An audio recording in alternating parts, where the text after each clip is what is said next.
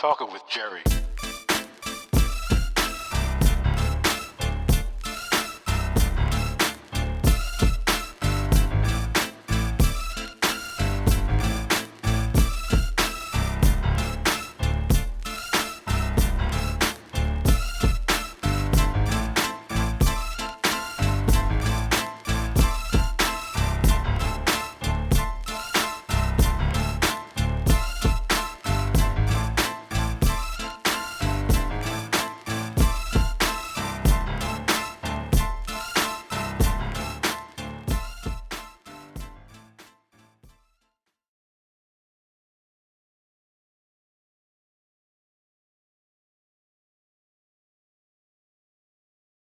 So, this evening we're going to be talking about someone that I'm actually a fan of, and that's comedian Bill Maher. For those of you who may not be familiar with Bill Maher, he's been a comedian for a very long time, was in a film where I first became aware of him called DC Cab. There was a comedian I was working with at the time that was in the film DC Cab. And from there he went on, a few years later he did a number of television shows and then was on a show that was his show called Politically Incorrect that aired weeknights after the news at around 11:30 on ABC. But he got in a little bit of trouble after 9/11 with some comments he made. Basically, I think he said something like the hijackers that flew the planes into the building were brave or something like that. So he lost that show. He then went on to host a show on HBO, which he's been on for well over a decade. It comes on every Friday night. It's called Real Time with Bill Maher, and he has a comedy special that he does as well.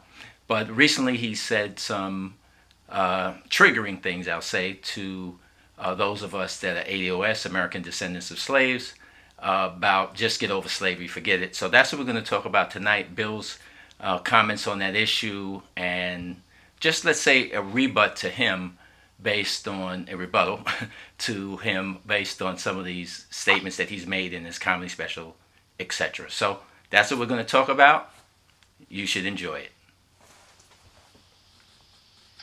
So, Jerry, I've got to ask you, Bill Maher, once again, comments about slavery that are just jaw-dropping. And I think was just a couple of years ago that he said that African Americans got their reparations from Obamacare. Where is Bill Maher going now? What is he doing? What is he saying? And why is he all of a sudden just going, chiming in on his thoughts about slavery, about what African Americans have received and should be satisfied with? Very good question. When I first saw his show and that statement was made, and he was responding to Charlemagne the God, who was on his panel that night, and he basically, flippantly said, well, didn't African Americans get their reparations with Obamacare? So Charlemagne, he's good. I like him, and he gets better as his career moves forward. I remember when he started in New York, as you know, I'm from New York, with Wendy Williams, with WBLS, who's the station I worked with for years. So he's gotten a lot better, but he didn't handle this well. And why Bill would say something like that, I don't know. It's a live show. Maybe it came out of left field.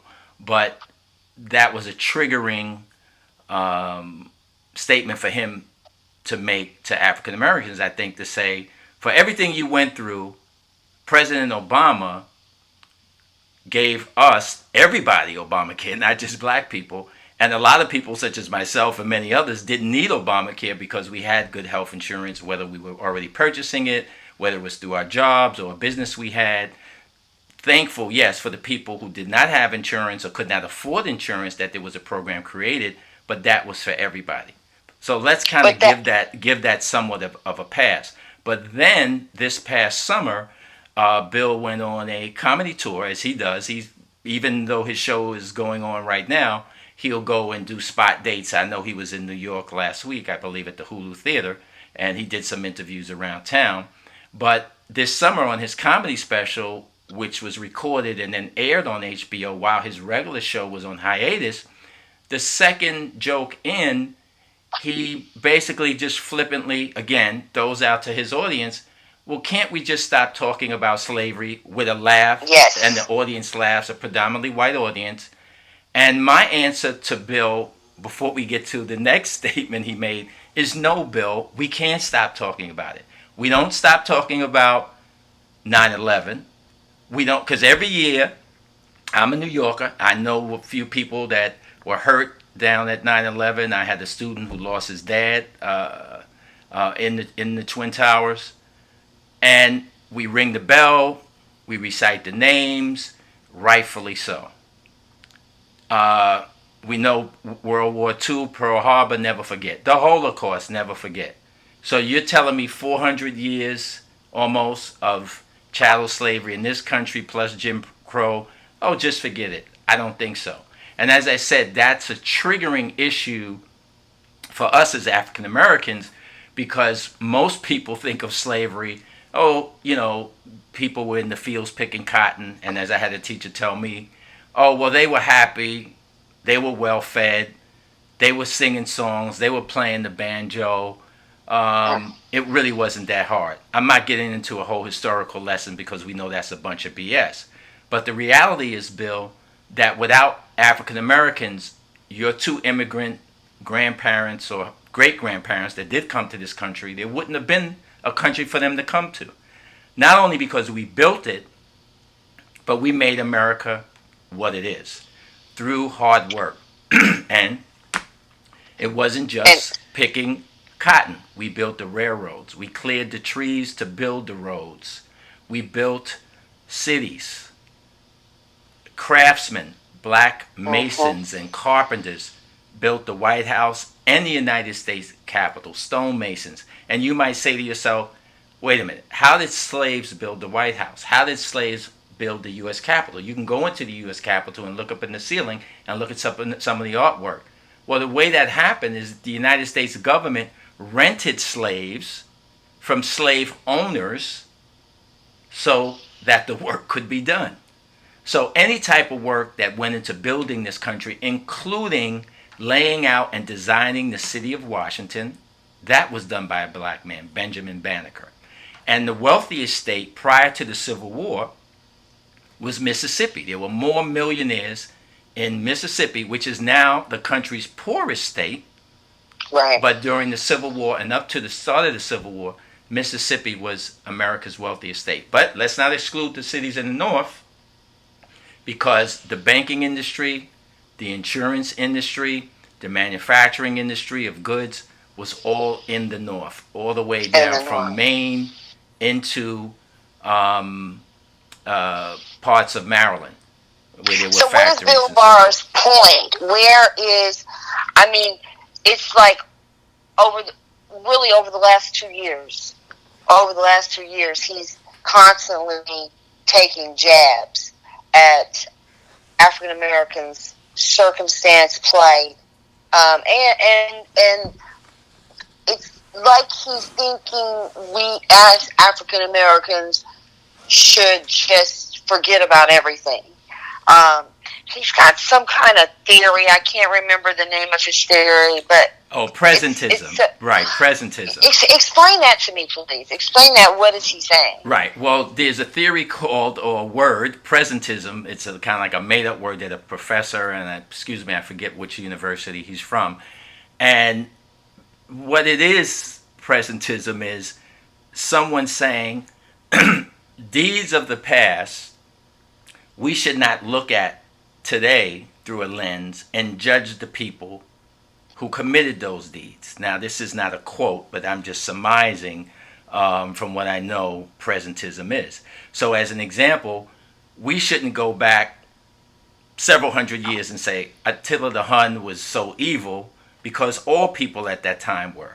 We shouldn't go back and say, oh, well, the Greeks owned slaves and they enslaved the Syrians, or the Romans enslaved Slavs, which is kind of where the word slaves come from. So, because that's what was going on at that period of history. My argument is presentism doesn't work. And if so, it needs to be cleaned up anyway. But look, buying into Bill Maher's argument, where he's going with it and the danger of it is he's opening the door for right-wing people to feel good about themselves, to say, oh, yeah, America was built on slavery, or even if they want to admit to that, but you know what? That was a long time ago. And we're a great country now, and a lot of countries had slavery. I'm sorry, Bill, that's not the case, because America went all the way to Africa to bring slaves to this country.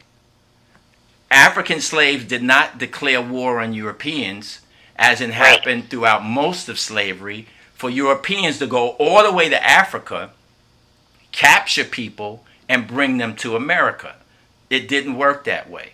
In addition to that, what you have to look at if you're going to buy into this presentism, yes, George Washington and Thomas Jefferson owned slaves. But we cannot just look at it and say, oh, well, that was going on, because, and for that time, so what? But they were creating what was supposed to be a land of the free. Black men fought alongside George Washington to get this country's independence. Okay? The first person to die at the Boston Massacre, I was just telling someone this yesterday, Crispus Attucks. Crispus Attucks, right. Yeah. He was a black man. And all I think ADOS people, African Americans, want is just the truth to be told. So even at George Washington's even at George Washington's estate, up until a few years ago, where his slaves lived at on his plantation, they called it, oh, that's where the workers lived at. No, they were not workers, they were slaves. So finally, after years of protests, the United States Parks Department changed it, and now if you go to a tour there at Mount Vernon, it says slave quarters. So all we're saying is, let's just call it like it is. And the second part of this, before you get to your next question, if we are to buy into this presentism that Bill Maher was talking about, can I look at presentism and say, well, you know what? Germany had it rough in World War I. After World War I, their economy was shot. There were reparations that the other European countries, France and all the countries that fought against Germany in World War I, made Germany pay their money back, took the Rhineland. They did all types of things to Germany. And Hitler came along and said, I'm going to make Germany great again. Hitler came along, and after bringing Germany's military back, which he wasn't supposed to do, he did evil things to a number of people. Yes, in the Holocaust, 6 million Jews died, they estimate, but there were another 6 million other people killed as well that they don't talk about. There were nuns, there were black soldiers who fought alongside the French in World War I from Senegal and Cote d'Ivoire and the French colonies, who stayed in the Rhineland after World War I. And when Hitler came to power and the Germans started their march, they captured those black African soldiers that had fought with the French and put them in those concentration camps, and they died as well. And of course, gypsies and other people. So Hitler was an evil person. I'll just say something, he was an evil bastard. But we can't say, well, because of presentism, that was near 100 years ago, it was 80 some years ago, right? And say, oh, well, that's the way it was then. We would never say that. So for African Americans and everything we went through, the Middle Passage, chattel slavery, generation after generation, as a mother you give birth, you knowing that your child is enslaved. Their child will be enslaved. You can't even imagine a future. That's what American slavery was, different from slavery in other countries. And the last point I want to make before you go to your next question, this is addressed to you, Bill, as well. Those other forms of slavery that you talked about, they were not based on race. European countries or ancient civilizations enslaved people because of war, etc. They didn't enslave people because, oh, you have red hair, everybody with red hair, let's go capture them and they're a slave. Didn't go down that way. We know that European countries went to Africa and they captured slaves to build the New World. And Africans did fight back. That's why the slave castles that I visited, Cape Coast and Elmina, one of those castles, the Dutch had that castle first. And the Ashanti tribe fought them for decades until the Dutch left Ghana. And then the British came in and took, I believe, that slave castle over. There were tribes in Central Africa that used to raid the slave caravans to recapture their people. And the king of the Congo wrote to the Belgian government to please stop capturing and taking away our people. They didn't even know where the people were being taken. So this myth that Africans were just complicit in the slave trade is just a total lie. And people don't even know American history. They damn sure don't know anything about what we call African history.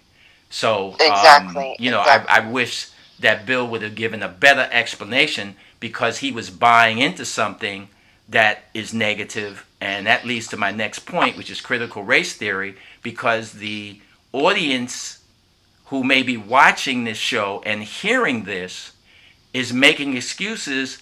This is why we don't need CRT, which is not even taught in schools anyway. Right, because I understood, and correct me if I'm wrong, I know critical race theory is not taught in schools, but I also thought that critical race theory was specific to a degree track. That's not like a prerequisite that you have an understudy. When you're first entering freshman year in college, everyone's taking, history, algebra, English, and they're taking composition. Basically, your prerequisites are all of the same. But I thought that critical race theory was very specific to a very specific degree track. Explain that, because it appears to me that they've used that terminology to confuse the audience that Bill Barr seems to be speaking to. Exactly, and that's the danger in this, Bill Maher, because you're giving fuel to that fire, and also tying in wokeism to that. And on your show this week, which I'll talk about another time, talking about why the Democrats might lose the election because of crime. So now it's a threefold issue that makes black people, or African Americans, ADOS, whatever you want to call us, the bad guy, when we're not the bad guy. Critical race theory has been around since the late 70s. It was developed by a Harvard professor. It's a class that deals with the law and the legal system. And it is not taught in K through 12 schools. You can go on any school district's website in America. You could go on any school's website in America. You will not see it taught.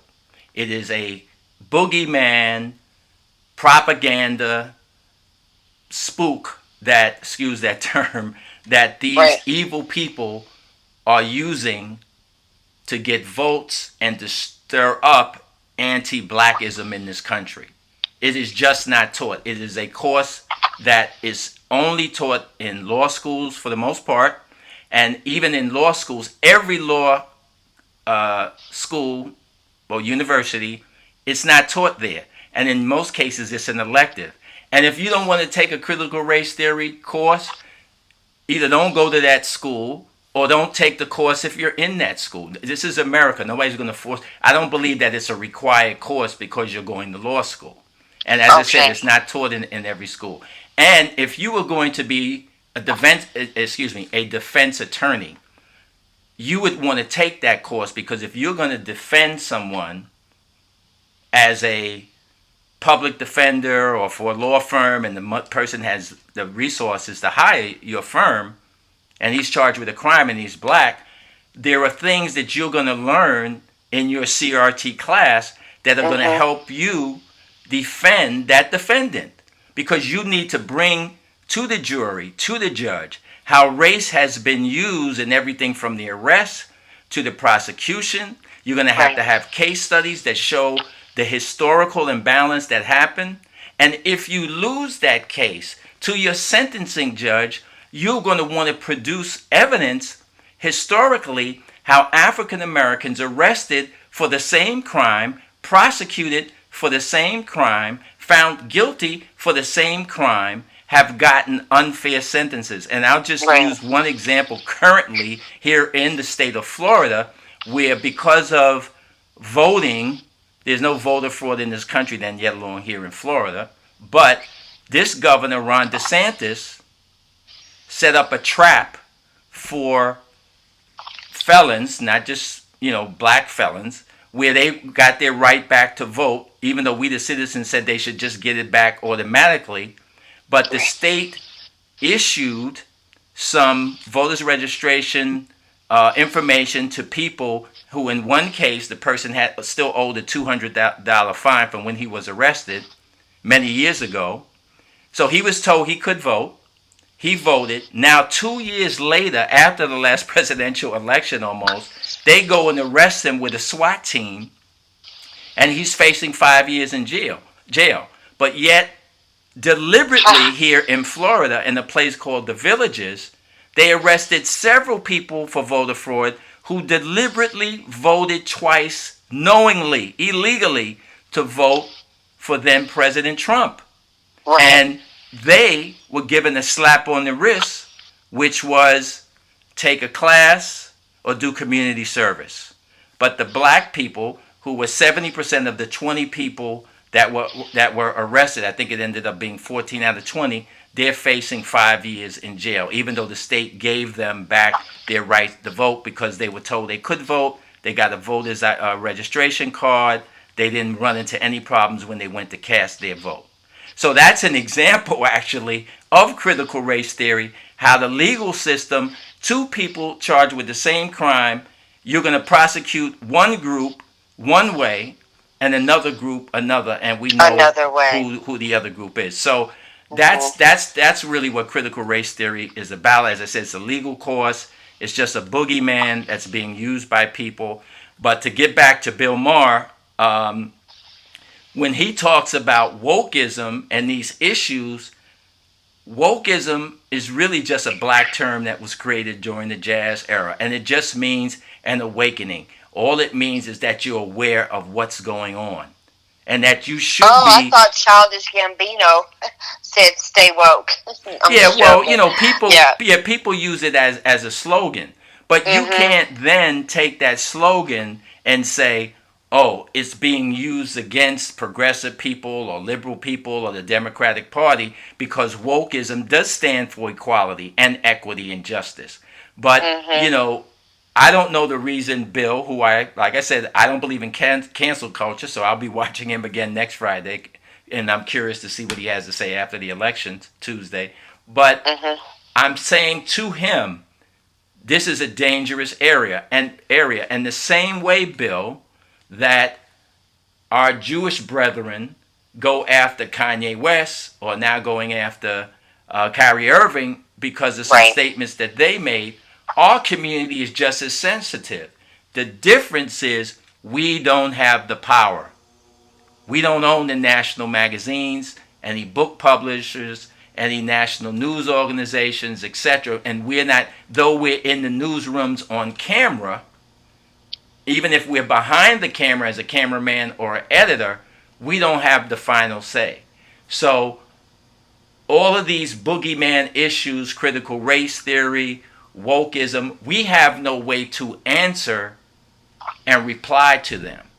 And I'm just saying to Bill, I think that attacking that issue and saying don't say slavery anymore, and on your show back in September where you talked about presentism and bringing that into slavery and how America should just kind of move on because these things happen around the world thousands of years ago, hundreds of years ago. Well, we're talking about what happened in America, not what happened in Greece 2,000 years ago, not what happened in the Bible, not what happened in ancient Rome. We're talking about what happened in this country.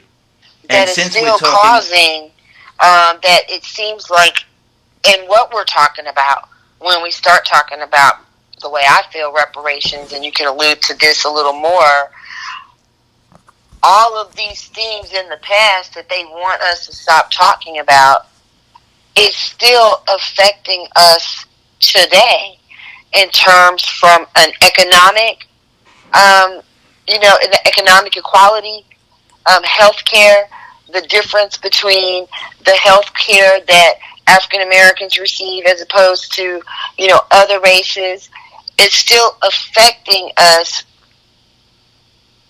today. And so elaborate even on that even more in terms of his being insensitive to the fact that we're still suffering from those years of slavery.